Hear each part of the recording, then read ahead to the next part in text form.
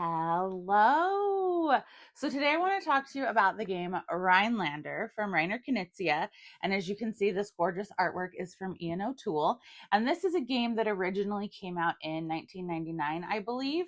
And as you know, a lot of games are kind of getting zhuzhed up and are getting facelifts, makeovers, and are being brought to a more modern standard. This was a game I was not familiar with, but when 25th Century reached out to me and said, hey, we have this prototype of a Rainer Knizia game. Would you like to check it out? My answer was, where's the question? Obviously, the answer is yes. So I really enjoy Rainer Knizia games because I feel like the rule sets are usually very straightforward, and you usually have very direct choices, like you can do this or you can do this on your turn, but there's really good deep strategy once you start playing it and get into it and seeing how your choices impact each other and seeing how other players' choices impact each other. This is a game that there is a ton of player interaction. It used to play 3 to 5 players and it now plays 2 to 5. So the board will be double-sided, one side for 2 players, one side for 3 to 5. Everything I'm going to show you, like I said, is prototype because it is on Kickstarter now. So if this interests you, go check it out. But I think this game is incredible. So what is happening is you have this map, and it is a bigger board. And as you can see, there's a river going through it. You've got your point tracker around the outside, and there are numbered spaces on the river. They start at 1 and go all the way over to 54. And there's places where the river branches off, where, you know, kind of, I don't know the river term for one of these, but it does that. And it meanders around, and the land is of different sizes, and different pieces touch and connect each other. So yes, there is some area control in this game. That is the heart of this game, is you want to control areas and get your duke out on the board, because at the end of the game, your dukes are going to score you the most points. So on your turn, you will have a hand of 5 cards. And these cards have numbers on them. Oops, not the Joker. I'll explain the Joker in a minute. These cards have numbers on them. And these cards are the options of where you can play your token. So let's say I really like number, let's go with 12 up here. So I really like number 12. So if there is nothing in the land right next to the river space on number 12, I can place one of my pieces on either side of the river on number 12. If both sides of the river were occupied, whether by myself or other players, I could then place mine in the river.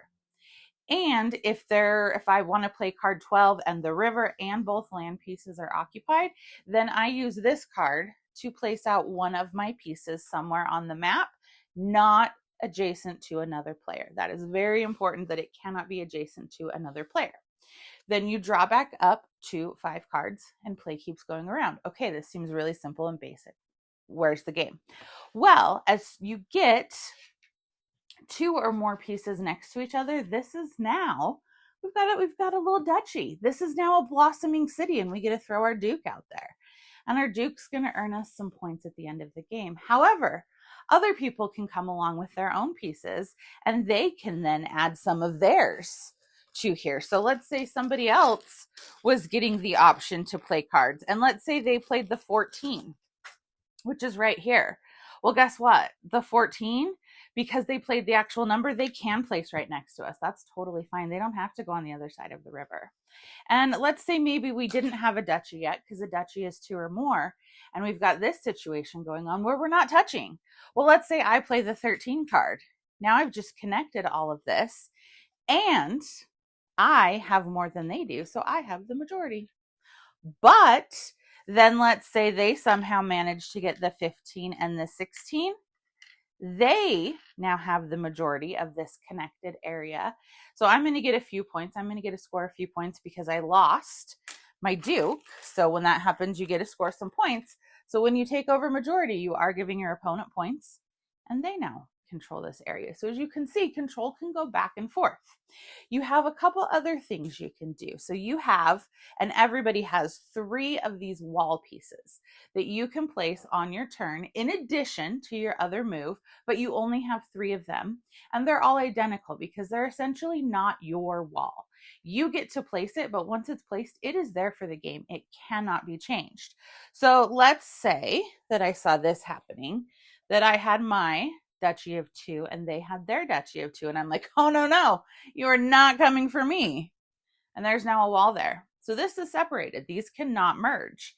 So you're being strategic because we can all be building out our duchies, and over time, things are going to start to merge, and whoever has the most influence, which are these tokens there, is going to be the person who controls it with their duke, and you're going to be able to try and take control from them. The other thing is that when you set this game up, in the bag you have these discs, and they're going to be placed out where you have these little cities, and they are going to be worth different amounts of points. So when you control an area that this is touching, when you score that area, you score those points. So you might see over here, this one's worth 4 and this one's worth 2. Ooh, I better get to building over here. There's also castles that they score differently, and they give you different abilities. And so that's all happening. And like I said, every time at the end of your turn, you draw back up to 5 cards. Somewhere in the deck is this joker. So we're going along. And when someone draws, I put it farther in than I thought. When somebody draws the joker, we then take every card that has been discarded and we shuffle everything back in along with the joker. So now those numbers that we played on, other players can draw them, which means they can play on the river next to us or on the other land potentially next to us. So this is how we can get that interaction and that conflict, because these cards will be going back in the deck every time the joker comes out, which I think is really neat because you don't know when that's going to happen. There's only one of every number in the deck, but because you don't know when they're going to be shuffled back in and coming back out, you don't know how long until people can start, gaining rivers, gaining the other side of the river from you. So you kind of want to plan ahead. Then there's a little bit of an advanced variant that you can add, and that is the churches. So in the bag, you'll also throw in the church tokens. And if you control a duchy with a church token, then you get some extra influence, and then you can get control of the bishop. And the bishop will let you play next to other players in situations where you normally couldn't. So this is powerful. And he's also worth 5 points at the end of the game, which 5 points is a pretty significant amount. So this is kind of an advanced option. Comes in the base game. You can choose to play with it or without it. In a 2-player game, it is not recommended. Then, if this weren't enough, because I feel like the first few times you play, this is definitely enough to wrap your brain around. It's one of those things where, again, your choice is, okay, I play my card and I'm going to place my influence token either on that number or I'm going to place it elsewhere, not next to anyone else, to build things up. So those are pretty straightforward choices, like I said, because that's kind of the hallmark of a Knizia game to me. We can then throw in the bishop to make things a little bit more difficult, but then there's also an expansion option where we can play with some landmark tiles. So there's different types of landmarks, and when you control them, different things happen, different scoring options. So this takes it up another level. And then we can also add a fun little ship into the game. So the ship starts at the beginning of the river, and these cards simply go into the deck. They're just a ship card, and when you draw it, you immediately advance the ship 1. It's going to give you some other placement rules, and then you'll take another number card because you don't ever keep these in your hand. So, like I said, the base game already has, your regular rules plus some advanced rules, plus there's extra scoring conditions you can throw in. And then these scoring conditions, I can't remember if they are in the expansion or the base game. I apologize about that. But then you also have the ship and the landmarks to add even more to this. So this is just, there's so much in this, and it's definitely a game where there's a ton of interaction, which is great because you're planning ahead, and those duchies, they can switch back and forth as to who has control of them with their duke. But the thing that's really interesting about that is when you take control, the other person does score some points. But then maybe you're hoping that someone will take control from you so you can score some points, and then you can put influence out and take it back.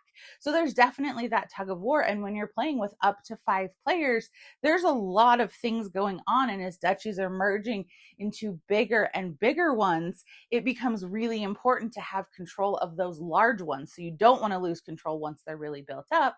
you may not mind losing control when they're smaller. So this game, wow, I have never heard of it before. Like I said, it came out in 1999, but I have loved it. I'm so sad I have to send this prototype back because this game is really fun, really cool. I love the updated take to it because I looked at kind of older versions of the game and they were what you would expect a game from 1999 to look like. This one, oh, so good. Like I said, everything's prototype, but it looks great. It's on Kickstarter. Check it out. Give me a like and a follow, and I'll keep bringing you more board game content. Thanks. Bye.